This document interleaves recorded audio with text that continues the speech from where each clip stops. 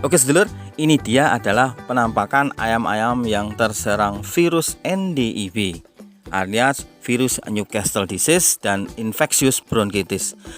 Dan virus ini menyebar dengan cepatnya sehingga peternak bisa merugi ya lur ya.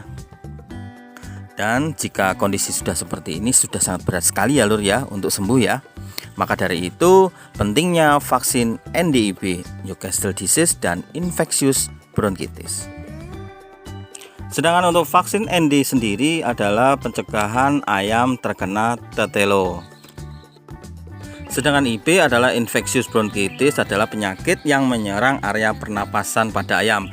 Biasanya ayam itu pilek, ada yang cekrek, ada yang ngorok. Nah, ini bisa dicegah dengan vaksin NDIB.